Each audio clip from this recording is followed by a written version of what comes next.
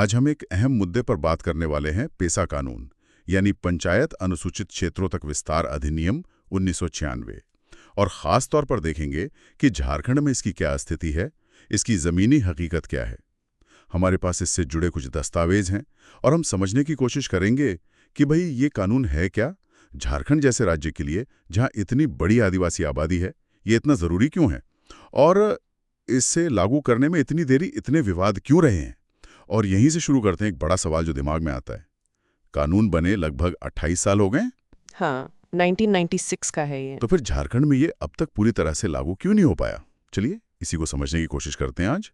तो सबसे पहले ये जो पेसा कानून है, जिसके बारे में सुनते हैं कि ये 1995 की भूरिया समिति की सिफारिशों पर बना था, ये असल में है क्या? हाँ, देखिए, ये कानून जो है इसका मूल मकसद है आदिवासी क्षेत्रों में ग्राम सभाओं को, मतलब गांव की जो सभा है, उसे असली स्वशासन का अधिकार देना। असली स्वशासन जी, मतलब ये कि जो गांव के विकास की योजनाएं हैं उनको मंजूरी देना, ग्राम सभा का काम होगा। कोई जमीन लेनी है किसी प्रोजेक्ट के लिए तो ग्राम सभा की सहमति जरूरी होगी। अच्छा। हाँ, और जो छोटे जंगल के उत्पाद होते हैं जैसे तेंदुपत्ता, महुआ या छोटे खनिज, उनका प्रबंधन भी ग्राम सभा के हाथ में होगा। और तो और गांव के आपसी झगड़े पारंपरिक तरीकों से सुलझाने का अधिकार भी।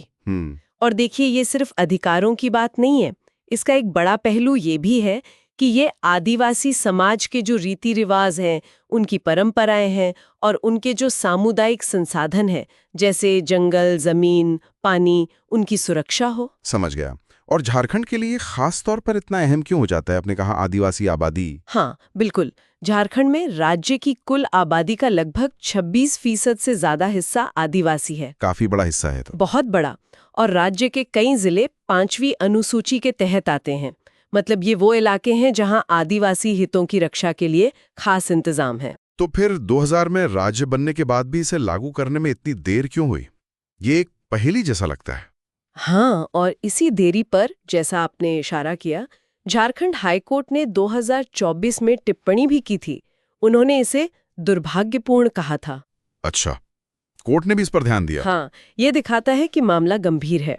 हालांकि ऐसा नहीं है कि कुछ हुआ नहीं। 2022 में नियमों का एक मसौदा आया था और फिर सितंबर 2023 में पेसा नियम 2022 को मंजूरी भी मिल गई। तो नियम बन गए 2023 में।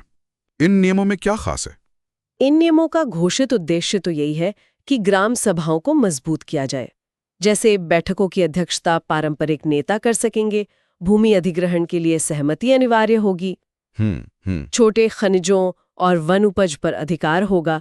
यहाँ तक कि ये भी है कि अगर पुलिस किसी को गिरफ्तार करती है तो 48 घंटे के अंदर ग्राम सभा को बताना होगा। ये तो सुनने में काफी सशक्त बनाने वाले नियम लगते हैं। फिर असल चुनौती कहाँ आ रही है? मतलब नियम बनने के बाद भी लागू करने में क्या दिक्कतें हैं? देखिए, चुनौतियां कई हैं। एक तो है ब्यूरोक्रेटिक इनर्शिया, मतलब नौकरशाही की अपनी धीमी चाल। हाँ, वो तो अक्सर होता है। फिर राजनीतिक इच्छा शक्ति की कमी भी एक मुद्दा है। और कई बार ये भी देखा गया है कि राज्य के जो अधिकारी हैं वो खुद ही ग्राम सभाओं को इतनी शक्तियां देने से हिचकिचाते हैं। अच्छा, मतलब एक तरह का प्रतिरोध। हाँ, कह सकते हैं। और एक और पेंच है। कुछ आलोचक मानते हैं कि झारखंड का अपना जो पंचायती राज अधिनियम है, JPRA 2001, वो कई मामलों में पेसा के प्रावधानों को कमजोर कर देता है। कमजोर कैसे? जैसे एक उदाहरण है कि भूमि विवादों में अंतिम फैसला लेने का अधिकार ग्राम सभा के बजाय जिला कलेक्टर को दिया गया है, जबकि पेसा की मूल भावना तो ग्राम सभा को अधिकार देने की है। ये तो अजीब बात है। मतलब राज्य का कानून ही केंद्रीय कानून की भावना के शायद विपरीत जागा है। कुछ हद तक हाँ, यही विरोधाभास है। तो इस पर आदिवासी समुदायों की क्या प्रतिक्रिया रही?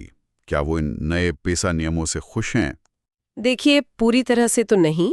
कुछ आदिवासी संगठन जैसे झारखंड जनाधिकार महासभा इन नियमों का विरोध भी कर रहे हैं। विरोध क्यों?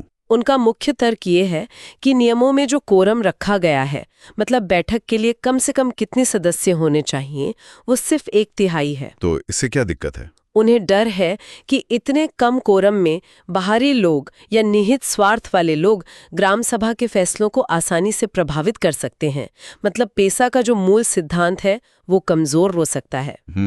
ये एक चिंता की बात है। हाँ, कुछ समूह तो यहाँ तक कह रहे हैं कि जो केंद्र का पेसा कानून है उसे बिना किसी राज्य के संशोधन के जैसा है वैसा ही लागू कर देना चाहिए। सीधे लागू करने की मांग। जी, और हाँ, इस पर राजनैतिक आरोप प्रत्यारोप भी चलते रहे हैं।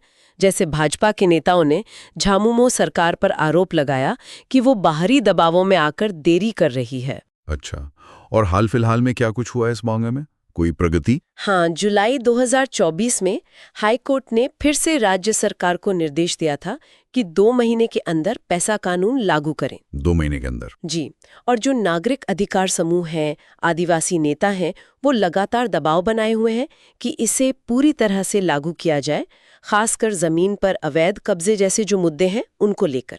दिसंबर 2024 में रांची में इस पर एक राज्य स्तरीय वर्कशॉप भी हुई थी। तो कोशिशें जारी हैं? हाँ, लेकिन देखिए, असलियत यही है कि कानून बना देना एक बात है और उसे जमीन पर सही मायने में उतारना बिल्कुल दूसरी, खासकर तब जब पारंपरिक अधिकारों और विकास की जो आधुनिक जरूरतें हैं उनमें टकराव होता है। और इतने सालों तक इसके ठीक से लागू ना होने का जमीन पर क्या असर पड़ा है? सबसे बड़ा असर तो यही हुआ है कि जो आदिवासी स्वशासन की बात है वो कमजोर हुई है।